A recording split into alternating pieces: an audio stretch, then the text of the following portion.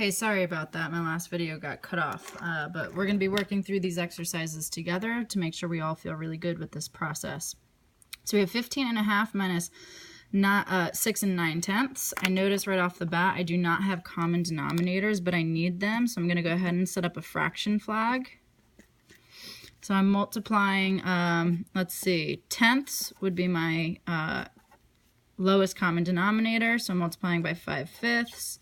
And here I'm multiplying by 1/1, which is 9. So I'm subtracting 9/10 from 5/10. I do not have enough. Thankfully, I have some whole numbers that I can borrow from. So I'm going to go ahead and borrow one from the 15 to make that 14.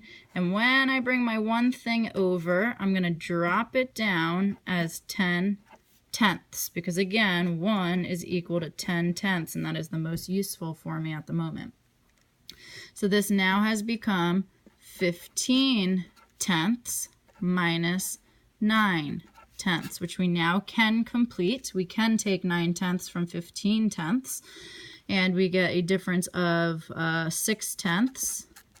And I'll go ahead and simplify right now. So if I divide them both by 2, I get 3/5.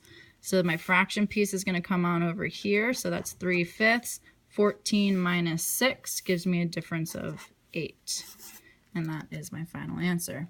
Let's take a look at another example. 20 1/4 minus 13 7/8. I currently don't have common denominators and I need them. So I'm going to create my fraction flag. Eighths would be my least common denominator, so I'm going to multiply that by 1/1, and I get 7/8. I'm going to multiply this guy by 2/2, and I get 2/8. So I'm trying to take 7/8 away from 2/8. I do not have enough. So I'm going to go ahead and I'm going to borrow 1 from my 20, and I get 19 is left over.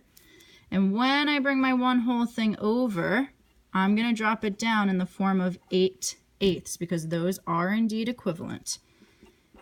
So I'm going to use this in the form of 8/8. So this becomes 10/8, because I add my numerators, minus 7/8. 10 minus 7 is a difference of 3. So my fractional difference is 3/8. And now I have the problem 19 minus 13. So that is a difference of 6. 1 minus 1 is 0, so I won't write anything. And I'm going to slide my fraction over. 6 3/8. Do a couple more with you, because these are not very easy because there's a lot of steps, but you are capable of doing this. 14 1/3 minus 8 3/7. Okay, we don't currently have common denominators, but we need them. So let's go ahead and set up a fraction flag.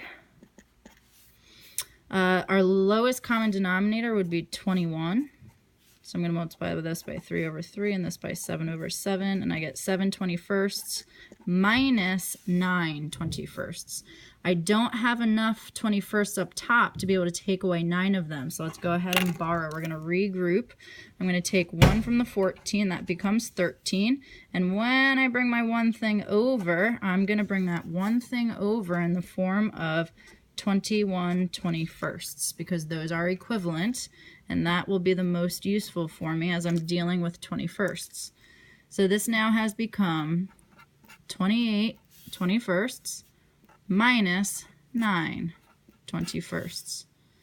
28 minus 9, that gives me a difference of 19. And then I come back over here, 13 minus 8 is a difference of 5. And I'm going to slide that fraction on over here and my final answer. So the final solution is 5 19/21. And let's do one last one together here. We've got 75 2/5 minus 50 5/6. I don't have common denominators, but I need them, so let's set up a fraction flag. 30ths would be my least common. So So this is 12 thirtieths, this is 25. I'm trying to take 12 thirtieths away, or excuse me, 25 thirtieths away from 12. I don't have enough. So we're going to go ahead and use our mixed number. We're going to go ahead and borrow 1, so that will become 74. And when I bring my one thing over, I'm going to bring it over in the form of 30 thirtieths. So I'm going to add 30 thirtieths, and I get 42, let's add that over, thirtieths minus 25.